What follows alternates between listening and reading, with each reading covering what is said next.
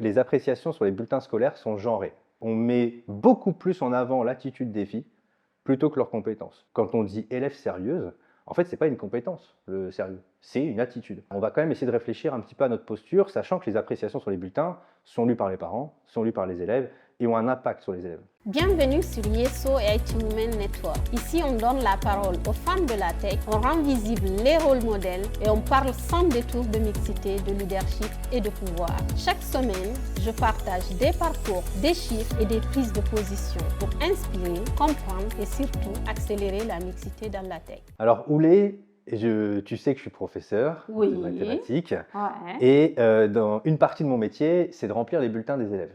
Ah d'accord, Ouais. c'est à vous de le, Oui, de on le remplit faire les aussi. bulletins, Ok. effectivement, de nos élèves.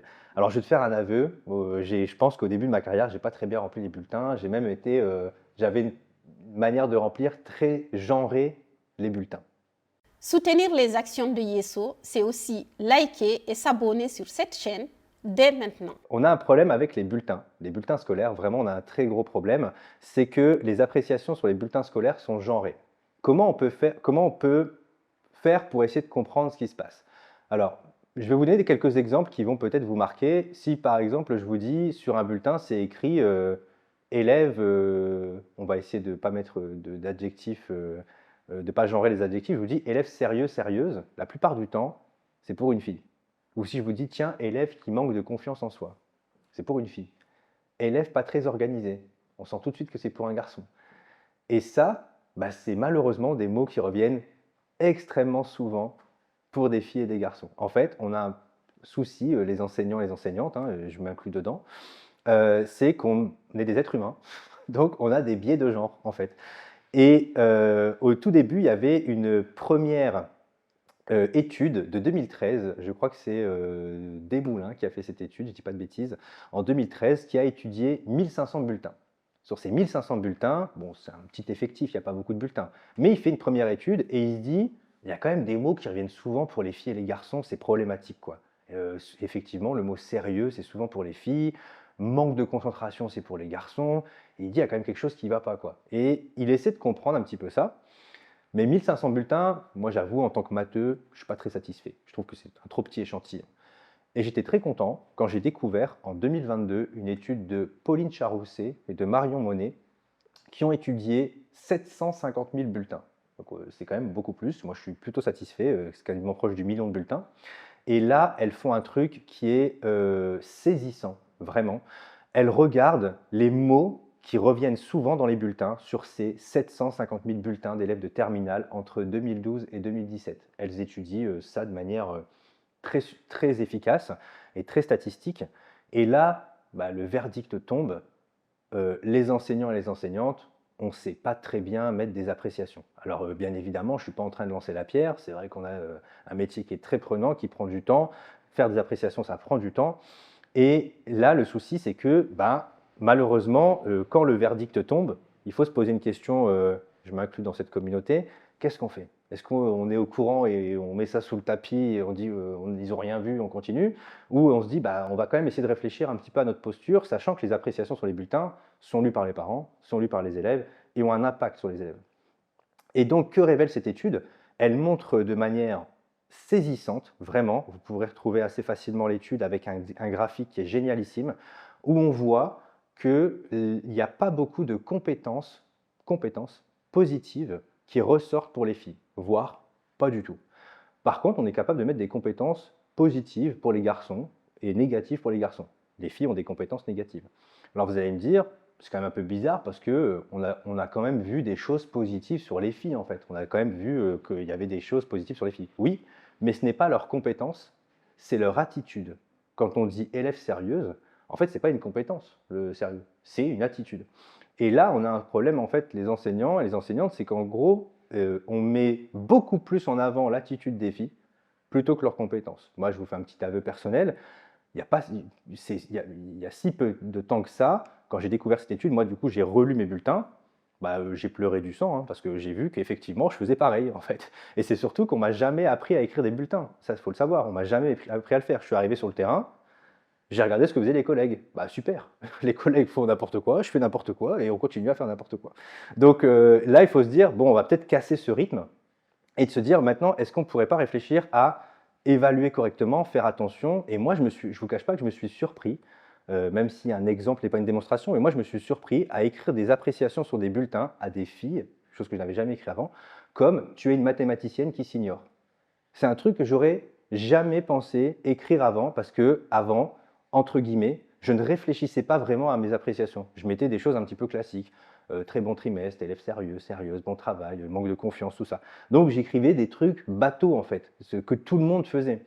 Et là, l'idée, c'est est-ce qu'on ne devrait pas réfléchir autrement à se dire, du coup, ça me prend un temps fou de le faire, je ne le cache pas, ça me prend beaucoup plus de temps, c'est énergivore parce que je dois lutter contre mes stéréotypes en me disant, ah là, c'est une fille, faut que je fasse attention. Je ne vous cache pas que j'ai le petite étude de Pauline Charousset et Marion Monet à côté de moi avec les mots qui reviennent souvent en me disant, il faut que je fasse attention à ne pas remettre trop souvent ça.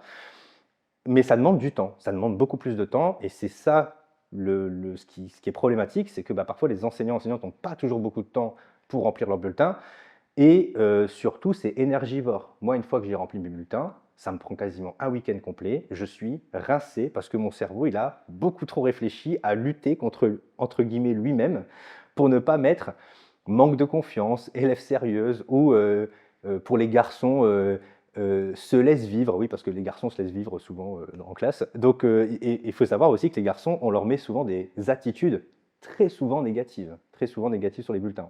Ça, c'est un truc, on ne met pas souvent leur attitude positive. Et l'étude, elle est vraiment saisissante.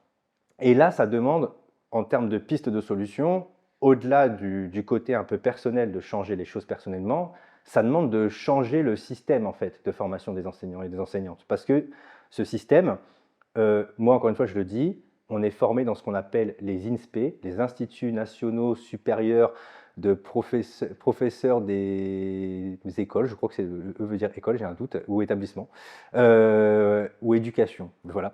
Et on m'a jamais appris à remplir un bulletin, jamais. Donc, je suis arrivé sur le terrain, j'ai dû remplir un bulletin sans savoir le faire. Et bien évidemment, je sais que plein de gens vont me dire, mais enfin, c'est de la logique, mais enfin, c'est naturel, on connaît nos élèves. Oui, mais s'il y a bien un truc aussi qui est naturel, c'est nos stéréotypes. Donc il faut aussi lutter contre ça et se dire qu'on n'est pas infaillible quand on va mettre des appréciations scolaires et que surtout ça va rester auprès des élèves. Et je terminerai par une toute petite anecdote. Moi, par exemple, il y a une appréciation que je n'ai jamais comprise, que j'ai vue plusieurs fois dans des bulletins. C'est par exemple élève souriante. Je le vois souvent pour des filles d'ailleurs au passage. Élève souriante. J'ai même vu une fois élève solaire. Pas scolaire, hein, solaire. Élève souriante. Et en fait, moi, ça me perturbe ce genre de truc parce que je me dis, bon, on s'en fout qu'elle soit souriante en fait. Ça m'intéresse pas que l'élève soit souriante. C'est pas. Moi, si j'ai une élève qui vient pendant un an et qui fait la tronche mais qui cartonne, ça me va très bien, hein. Et puis là aussi, ça renvoie à un trait physique. Et c'est quand même surprenant dans des bulletins scolaires qui sont là pour apprécier les compétences des élèves, de renvoyer à un trait physique sur des élèves. Donc là aussi, il y a un travail à faire en se disant, bon, ok, nos élèves, on les aime bien, on peut leur dire si, en privé qu'ils sont souriants, souriantes, pourquoi pas, mais dans le cadre de quelque chose qui va rester à l'écrit dans un bulletin, il faut qu'on soit professionnel et il ne faut pas que on puisse donner l'image qu'on ne sait pas noter, apprécier nos élèves de manière la plus professionnelle possible. Ça, c'est une piste de solution, c'est la formation des enseignants, enseignantes. Il faut qu'elle soit vraiment de la plus qualitative possible. C'est ouf, encore une fois. Et moi, ça me parle bien parce que en Guinée, j'avais pas forcément ces appréciations-là. Il me semble il y avait juste la note. Ouais. Et puis c'est tout. Et je suis arrivée en France, j'ai intégré, donc j'ai fait tout mon cursus universitaire ici. Et je t'avoue que des anecdotes comme ça, des appréciations, ça a failli, mais combien de fois me faire quitter l'informatique. Ouais. Une des anecdotes marquantes que je raconte tout le temps, c'est un de mes profs qui se disait, il m'aime bien, hein, il me le répétait tout le temps, qui m'a dit, mis sur la copie, trompé de filière. Ouais. Et quand je suis venue le voir, il m'a dit, mais tu sais, si tu veux une recommandation pour aller en fac d'économie à Lyon 2, donc Lyon 2, moi je suis à Lyon 1, si tu veux aller en fac d'économie, je pourrais te faire une recommandation, ou fac de droit ou autre chose. Et une autre fois aussi, c'est dire, très gentil tu sais, met de l'ambiance, très gentil.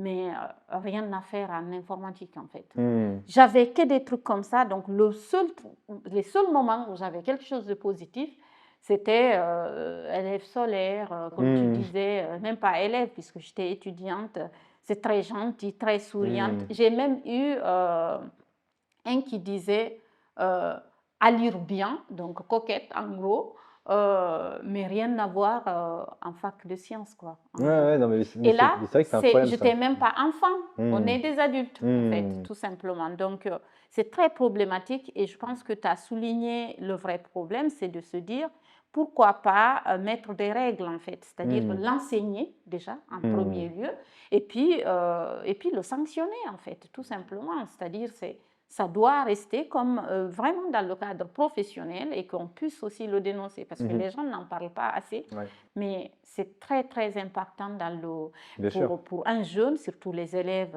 qui sont à bas âge. C'est très impactant parce que du coup, ils ne vont jamais se voir compétentes sur ça parce qu'un prof, tu le crois quand même. Quand il parle, tu le crois. Oui, et puis en fait, ça reste, il faut savoir que la seule discussion qu'on a avec les parents, les enseignants et les enseignantes, c'est le carnet de correspondance, où on n'écrit pas toujours des choses sympas, et les bulletins, et les réunions parents-professeurs. Mais sinon, à l'écrit, c'est le bulletin et ça. Donc si dans les deux, on fait mal les choses, ou en tout cas, c'est jamais positif ou autre, bah, c'est quand même un peu embêtant. Je dis pas que même les élèves qui ont des difficultés, il faut pas le dire, il y a parfois des élèves qui ont des difficultés, mais de là à rabaisser ou à effectivement mettre que des attraits physiques c'est très compliqué en fait. Enfin, moi je trouve qu'il y a un truc qui ne va pas dans ces questions-là. Et pas proposer de pistes d'amélioration, ça m'embête aussi. C'est-à-dire que pour moi, il y a toujours quelque chose de positif à aller trouver, des pistes d'amélioration à mettre. Et c'est important ça, c'est vraiment important. Il est important quand on a fait une erreur de reconnaître l'erreur et puis de chercher à s'améliorer. C'est très humain d'ailleurs. C'est très humain. On fait toutes des erreurs, mais encore une fois, c'est la volonté de changer, c'est celle qui est importante. Et je compte sur tout le monde, je pense. On peut espérer que les choses changent. Vous qui nous regardez, vous qui nous écoutez, si vous avez des anecdotes sur tout ça, si vous avez des pistes d'amélioration, bah, laissez-nous tout ça en commentaire. Mettez des appréciations de bulletins pour voir si effectivement, s'il y a des mots-clés qui reviennent, hein, par exemple, parce qu'il y a des mots souvent qui reviennent, ça peut être intéressant. Est-ce que vous trouvez qu'il y a des appréciations qui sont surprenantes, que vous n'avez jamais vues avant, que vous trouvez super? Mettez-les aussi, ça peut aussi nous dire que bah, ça avance dans le bon sens. Et ça peut être bien aussi de le mettre. Ouais. Merci à tout le monde. Merci Mohamed. Merci à toi. Je suis ravie, comme toujours. Si cet épisode vous a plu, partagez-le, abonnez-vous et surtout rejoignez l'association Yesu. Toutes les infos en description.